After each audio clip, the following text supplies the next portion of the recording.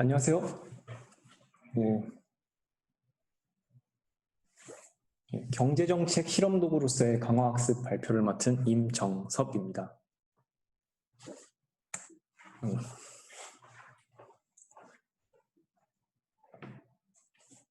제가 오늘 말씀드릴 것은 이제 디콘이라는 회사가 기존 강화학습의 포커스와는 다르게 강화학습을 활용하는 방법에 대해서 소개해 드리고자 하고요. 그리고 그런 컨셉으로 진행했던 프로젝트들 중에서 한 가지 프로젝트를 소개하는 시간을 가지고자 합니다.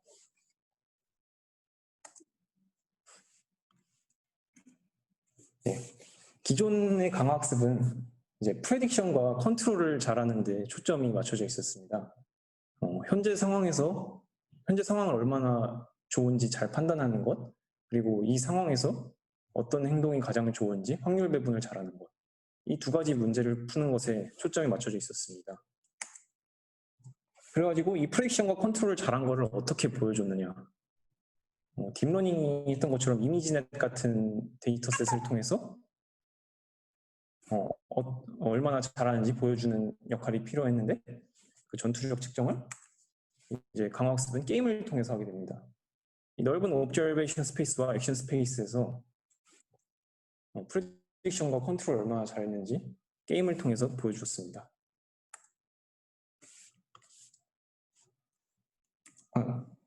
그래서 제가 처음에 강화학습을 시작했을 때 목표도 게임을 잘하는 것이었습니다. 이 클래시 로얄이라는 게임이었는데 이 랭커의 꿈을 가지고서 강화학습을 시작했습니다. 그런데 이 디코는 강화학습의 다른 쓸모를 발견했습니다. 이제 경제 시뮬레이션을 하는 것입니다. 이런 발상이 어떻게 가능했냐 하면은 강화학습 에이전트는 리워드를 최대한 선택을 학습하고 경제학은 사람들이 자신에게 최대 이득인 선택을 한다고 가정하기 때문입니다.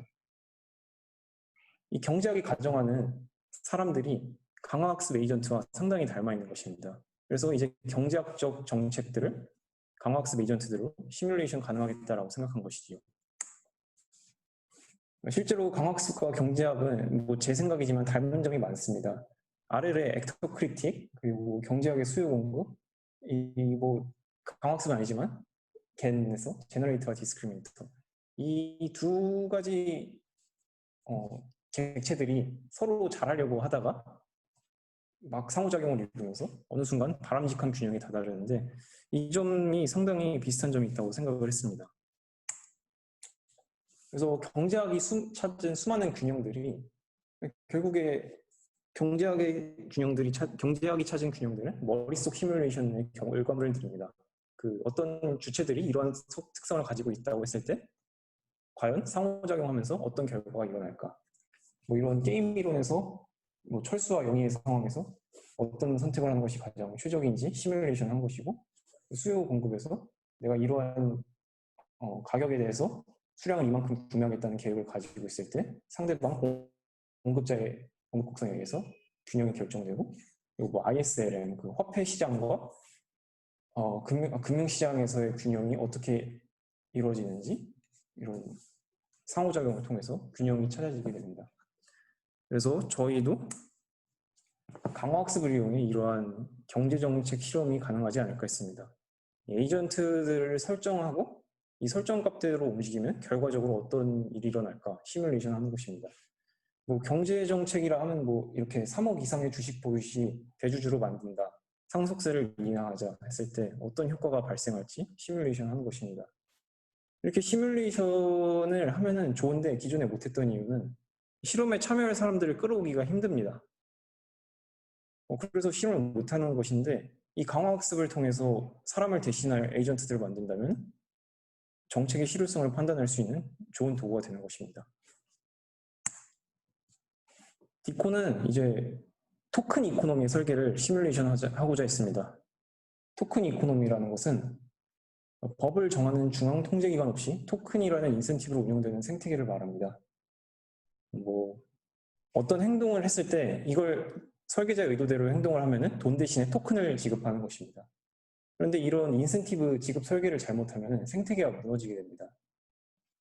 그렇다면 이 지급 설계 방식을 시뮬레이션 해가지고 과연 설계가 잘 됐는지 테스트 해보면 좋을 것입니다. 아주 유용하겠죠.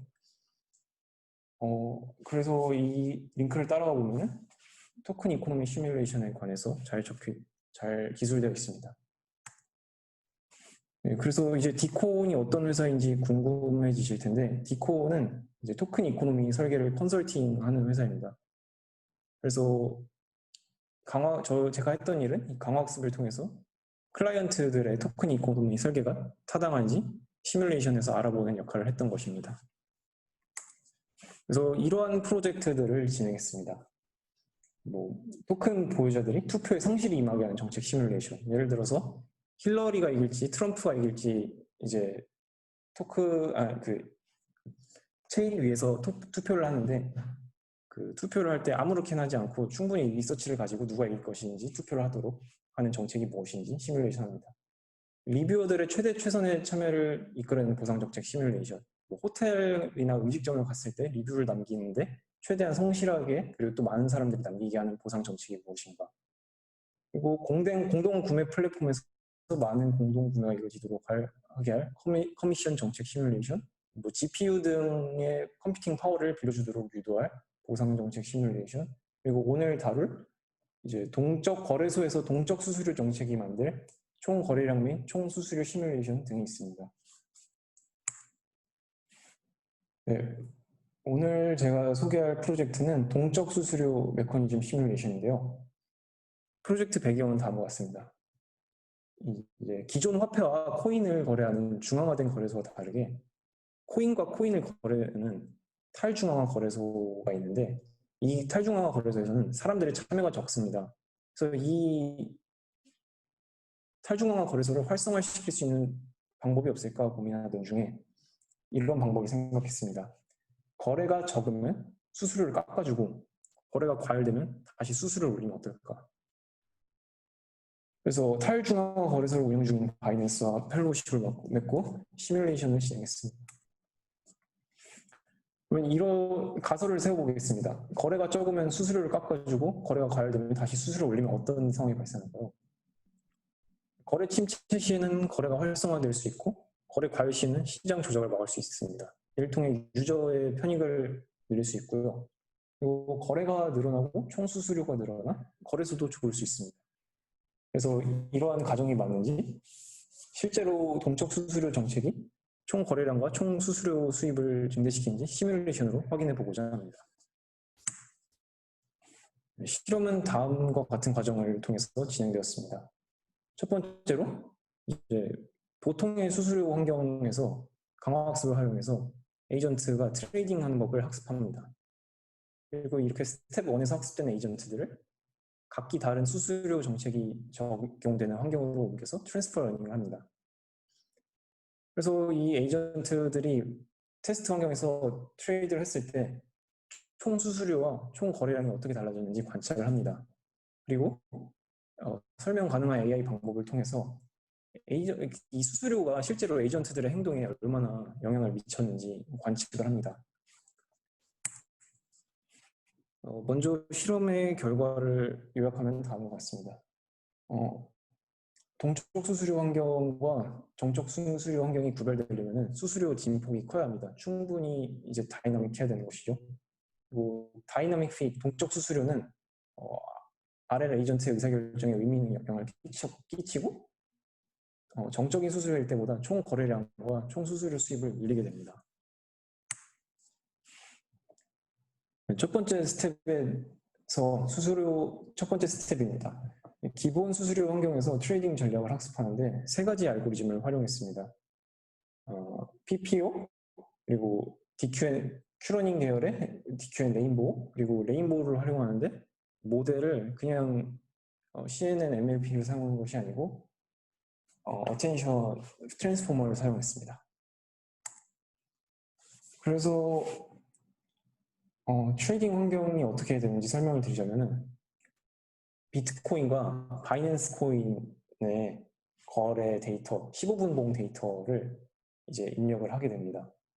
그리고 한 에피소드는 256개의 15분봉 차트를 보고 한 번에 결정을 내린, 이게 원 스텝이고, 이 스텝을 128번 거치면 하나의 에피소드가 끝나고 128번의 결정에 대한 리월드가 나오게 됩니다. 그래서 한 번의 에피소드는 128개의 스텝으로 이루어져 있습니다. 그래서 학습된 결과를 시각화해보자면, 하늘색 라인은 주가가 이제 BTC, BNB 가격의 비율을 의미하고, 그리고 빨간색 화살표는 매수, 그리고 초록색 화살표는 매도를 의미합니다. 그래서 이 두 번째 라인에서 빨간색 사각형의 크기가 커지는 게 실현 손익의 크기를 의미합니다. 그래서 학습이 잘 진행되고 있는 것을 빨간색 사각형이 커지고 있는 것을 보아 알 수 있습니다. 알고리즘별로 학습 결과를 살펴보자면은 이제 트랜스포머 레이어를 활용한 레인보우가 가장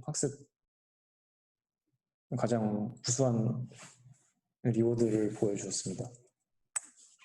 그래서 이제 스텝 1이 끝났습니다. 스텝 2에서 이제 스텝 1에서 학습된 에이전트들을 각기 다른 수수료 환경으로 트랜스퍼 러닝을 합니다. 각기 다른 수수료 환경은 이렇게 7가지가 있습니다. 아예 수수료가 없는 환경, 수수료가 0.3%가 적용되는 환경, 0.5%가 적용되는 환경, 그리고 볼린저 밴드, MACD, 스토캐스틱, RSI 파생 지표에 의해서 수수료가 결정되는 동적 수수료 환경이 있습니다. 총 4개의 동적 수수료 환경과 3개의 정적 수수료 환경이 있습니다.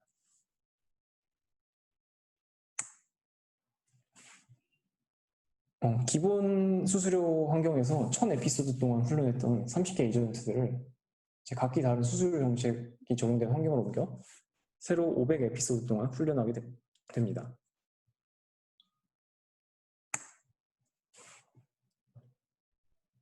그래서 시장이 과열된 정도를 판단해서 수수료를 동적으로 결정해야 되는데, 저희가 사용했던 방법은 이제 파생 지표를 활용해서 시장 과열 정도를 판단했습니다.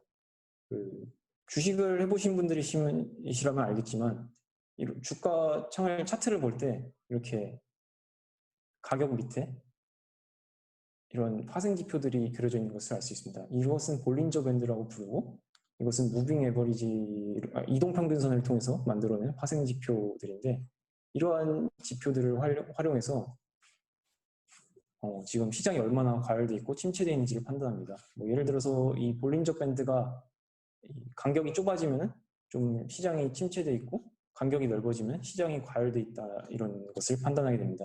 그래서 이런 파생 지표를 활용해서 수수료를 동적으로 결정하게 됩니다. 그래서 이런 트랜스퍼 러닝을 마치고 테스트 환경에서 에이전트들을 트레이드를 하게 합니다. 그래서 관찰을 했을 때 총 거래량과 총 거래 수수료가 어떤 양상을 보이는지 알아봤습니다. 말씀드리자면, 일단 거래량은 수수료가 0일 때 가장 높았고요, 당연하게도. 그리고 관찰되는 것이 동적인 수수료 환경이 대체적으로 정적인 수수료 환경에서보다 거래량이 많았습니다. 그리고 수수료 수입은 이 MACD, 가장 수수료가 왔다리 갔다리 하는 환경에서 수수료 수입이 가장 높았습니다. 이것을 통해서 동적 수수료 정책이 거래량을 늘리고 또 수수료 수입을 늘릴 수 있는 가능성이 있다는 것을 확인했습니다. 또 특기할 만한 것은 정적 수수료와 동적 수수료 정책들 중 3개가 동적 수수료 환경들 중에서 이 3가지 MACD를 제외한 경우는 거래량이 크게 많지 않았는데, 이 이유는 이 수수료 평균을 살펴봤을 때 나머지 3개의 환경들은 수수료의 진폭이 크지 않고, 그리고 이 0.3, 0.5 이 라인들에 비해서 수수료가 대체적으로 낮은 수준에서 형성되기 때문에 진폭도 낮고 수수료도 낮아서 수수료 수입이 낮고 거래량도 정적인 수수료 환경과 비슷한 것으로 확인이 되었습니다. 그래서 이제는 이 수수료가 에이전트의 결정에 정말로 영향을 끼쳤는지 알아보기 위해서 설명 가능한 AI 방법 중에 Integrated Gradient 방법을 활용해서 수수료가 에이전트의 결정에 얼마나 영향을 끼쳤는지 알아보았습니다. 보시면은 이 fee rate 가장 밑에 있는 피처가 액션들의 이렇게 색깔이 다양하게 변하면서 영향을 많이 양으로든 음으로든 수수료가 에이전트의 의사결정에 영향을 많이 주었음을 확인할 수 있습니다. 이 인테그레이티드 그레디언트에 대해서 좀 더 설명을 드리자면은 이 까만색 화면에서부터 실제 그림을 인터폴레이트합니다. 그 1000개 정도 수많은 구간을 나눠가지고 과연 이 사진들 중에서 점점 여명이 밝아오면서 특정한 순간에 가장 이 사진이 포트가 있는 사진이라고 판단하게 되는 부분이 어딘지 판단하게 됩니다. 뭐 이쯤 여기서 그레디언트가 급격해지는 것을 확인할 수 있는데 이 정도만 분명해져도 이 사진이 포트가 있는 사진이라는 거는 확인하기에 충분하다. 그리고 뒤쪽으로 가면은 이제 뭐 더 이상 배울 게 없다. 이 사진에서 얻을 게 없다. 이런 것을 의미합니다. 그래서 이것을 통해서 알고자 하는 것은 인풋이 아웃풋에 얼마나 영향을 끼치나 그것을 판단할 수 있습니다. 그래서 다시 한번 보면은 이 인풋, fee rate가 에이전트들의 액션에 다른 피처에 비해서 훨씬 다이나믹하게 영향을 끼치는 것을 확인할 수 있습니다. 그래서 요약을 하자면 동적 수수료 환경이 정적 수수료 환경과 구별되려면 수수료 진폭이 커야 합니다. 그리고 동적 수수료 정책은 RL 에이전트의 의사결정에 의미 있는 영향을 끼치고 정적 수수료 환경에서보다 에이전트들의 참여를 늘려 총 거래량을 늘리고 총 수수료 수입을 늘릴 수 있다는 것입니다. 이것은 더 해보면 좋았을 것들인데 이 환경을 만들 때 에이전트가 주문을 넣으면 바로 체결된다는 가정을 하고 환경을 구성했는데 실제로는 이제 거래할 때 호가창에 주문을 넣고 체결될 수도 있고 체결되지 않는 그런 스토캐스팅한 움직임이 있기 때문에 LOB 마켓, 리미트 오더 바이를 구현해서 실제로 주문이 체결될 수도 있고 안 될 수도 있고 하는 환경을 학습시키면 좀 더 리얼리스틱하게 될 수 있다는 생각을 했습니다. 그리고 또 지금은 멀티 에이전트 트레이딩이 아니었습니다. 왜냐하면 가격이 특정 에이전트들에 의해서 결정되는 것이 아니고 가격은 받아들여지는 것이라고 생각했기 때문에 굳이 멀티 에이전트 시스템을 구현하지 않았습니다. 하지만 그 덱스 환경, 그 탈중앙화 거래소에서는 거래가 많지 않기 때문에 개개인이 가격에 미칠 수 있는 영향이 큽니다. 그래서 덱스 환경을 시뮬레이션 하기 위해서는 멀티 에이전트 트레이딩을 구현하면 더 리얼리스틱하게 그 탈중앙화 거래소 환경을 구현할 수 있겠다는 생각을 했습니다. 그리고 앞선 디콘의 시뮬레이션들에서는 데이터가 없었지만 여기 이 덱스 거래소는 데이터가 있습니다. 체인에 모든 사람들이 지금까지 BNB, BTC를 거래했던 내역이 남아있기 때문에 그 거래 데이터를 통해서 에이전트를 그 사람의 트레이딩 방법을 모방할 수 있도록 학습을 시키면 좋겠다는 생각을 했습니다.